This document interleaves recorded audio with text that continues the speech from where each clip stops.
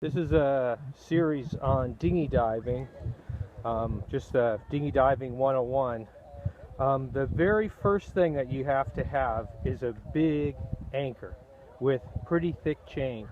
Don't skimp. This anchor is probably enough to hold a 25-foot boat, and I have an inflatable. And look at the gauge on the chain. I probably have. I think I've got about 15 feet of chain, and I've got maybe 100 feet of rode. It's important to have the right amount of rode, because if you get into an emergency situation where your motor's out, you can put down the anchor and stay in place while you figure things out. It's also, sometimes you want a 5-to-1 scope, so that means if you're diving in 20 feet, you want 100 feet out, just to be sure. If that dinghy floats away, you are screwed. I do have an alternative plan, though, if my dinghy floats away, but you got to make sure your dinghy does not float away. And this is number one piece of equipment. Look at equipment. What I have here is a standard marine radio. It fires up on channel 16. So any distress, you can use this radio to call for help. And I keep it in this bag. I have a dedicated bag for this radio and this and outboard parts, or whatever parts I think I'll need to repair the engine. This here is a Nautilus Lifeline radio / GPS that clips on my BC. So it's semi-waterproof if you lift the case, but basically it's got a panic button that you press this panic button here, and it sends your GPS location and a radio signal to the authorities, and of course that's line of sight. Then you also have the ability to just call, talk on channel 16 to people, which I was in an event where somebody had one of these and radioed the Coast Guard and probably saved the person's life. I was able to come to the rescue with my dinghy. The dive boat he was diving on couldn't get to the diver in time. They didn't have a dinghy in the water, but I was able to get to them and ended up saving the guy's life. Basic save a dive kit. You know, I put them in these waterproof bags here. And then, of course, a dive flag. Next, we'll look at some of the dinghy items. You notice this is a very heavy-duty line that you put on the painter of your dinghy. You can kind of see the painter of the dinghy.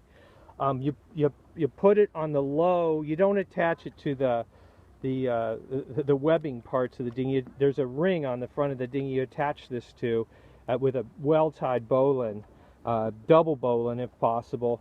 So the reason why you want to use this thick grade is if you end up having to get towed, your dinghy is going to weigh a lot, depending on how many people in scuba gear, how much scuba gear you have. So you want a very strong rope, and this rope, of course, degrades over time. And so start with a strong rope. There's also a bunch of utility line you should just have on the boat. This is an old piece of line I had off my boat, but just in case you have to ditch your rig or do something creative, you'll want some rope, extra rope on board. Here you see where I've rigged, this is basically my tank line. So I float the tanks off the dinghy in the water and I get into my rig. The second most important thing after the anchor is, of course, the bailing bucket. Here's a used jug that I cut the bottom out of. It is the most important piece of equipment on this boat. One more thing I forgot to add. You need to bring extra weight, a lot of it. The thing is, if you're used to boat diving, you're going fairly deep. In dinghy diving, you're probably anchoring at about 10 feet of water. So 10-15 feet of water. So you're going to finish the dive probably pretty shallow, and you might be in very shallow water, and it's better just to have a lot of weight on you, and even have some extra for your buddy, so you can just hand out weight to your buddy. It takes a lot of time to go diving, and there's no big boat to go get weights from. So you're going to have to provide your own rescue service and anything else that you need on the dinghy. Okay, this is Danny. We're back here, Dinghy Diving 101. So the most important thing is to pick a dive site, and if you've got current and like diving off a dive boat, you can jump in the water and you can drift way over there to the mainland. So you want to pick a good dive site that doesn't have a lot of current. The best way I know how to determine the amount of current we've got is to drop the tanks in the water and get into the tanks, and you can see how much pull the tanks have. So here's my rig here, and you can see how I have a line tied on the side of my dinghy where I basically tied my tanks through the quick release, and I just inflate the dinghy. Now if you've got integrated weights, I'm diving mostly a weight belt, but this is not recommended for anybody who's diving a weight belt unless you really have your weights down. It's a quick way to kind of sink to the bottom. Most people jump out of boats with their rig on.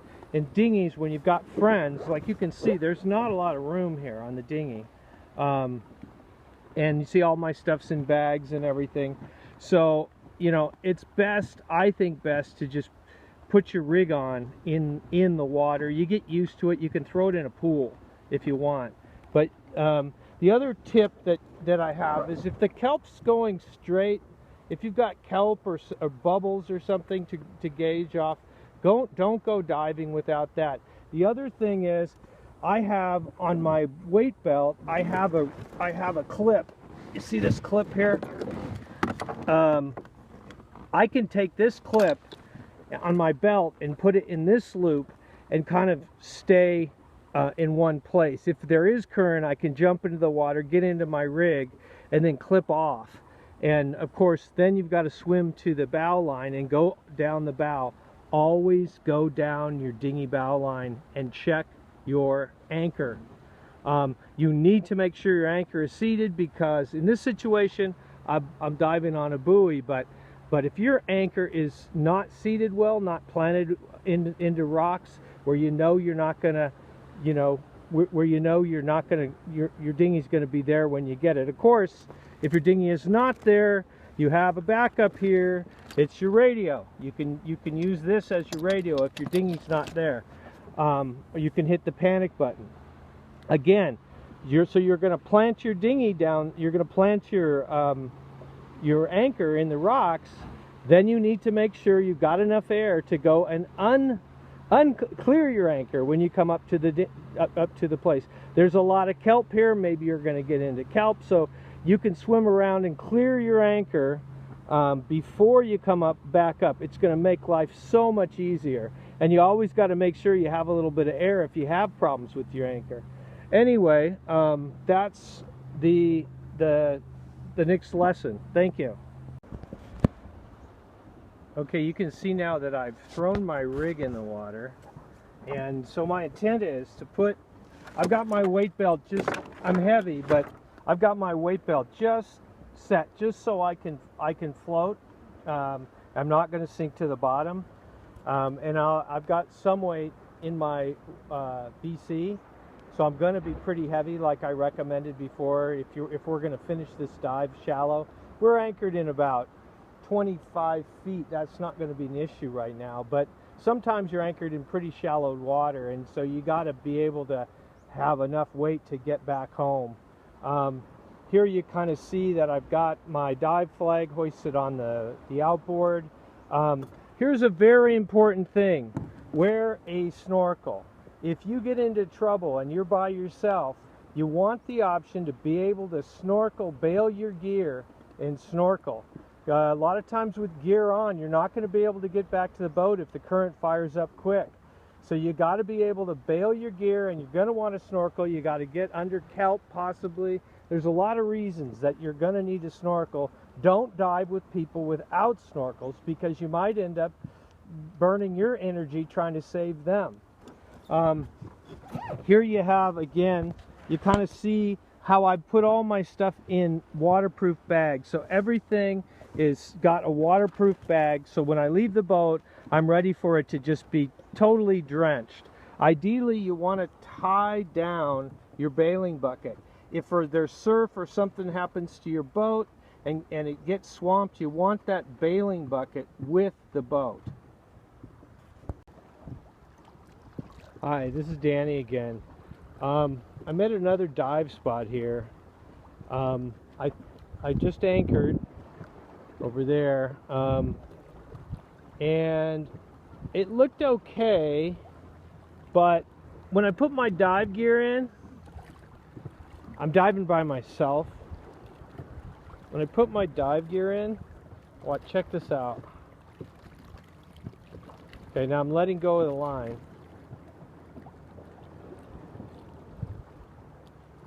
The line is kind of floating down, and you see how the tank's really pulling.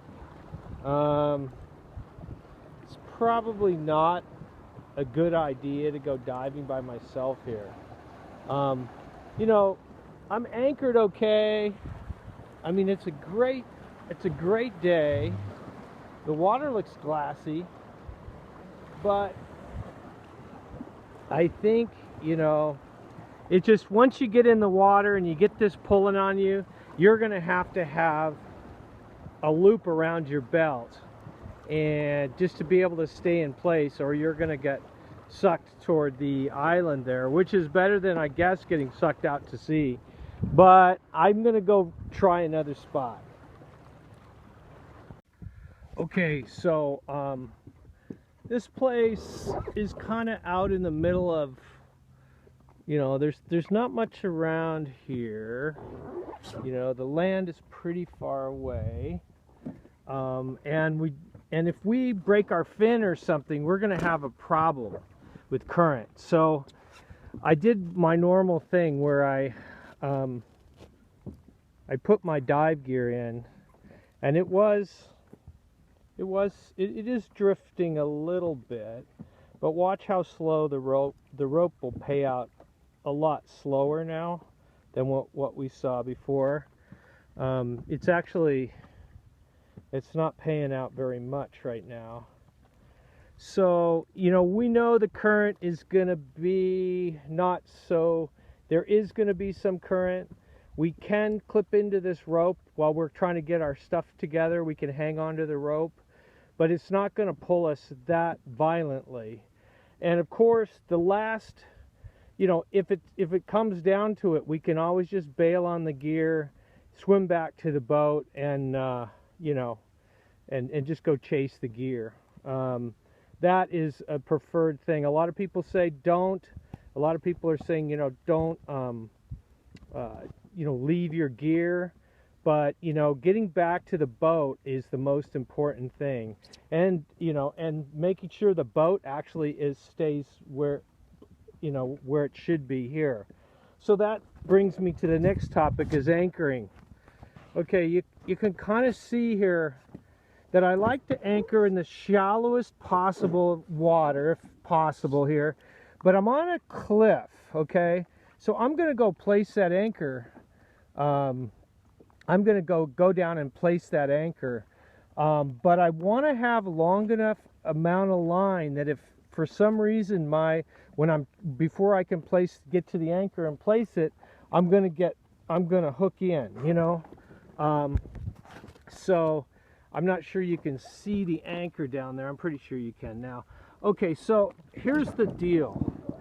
We have a really long line, so what I do is I tie a figure 8 in my dinghy painter, that orange line. And then what I do is I tie a bowline on top of that, a double bowline on top of that. And then I have, okay, so if this comes loose, then either one of these comes loose, all right. I can still, I've got a plan B.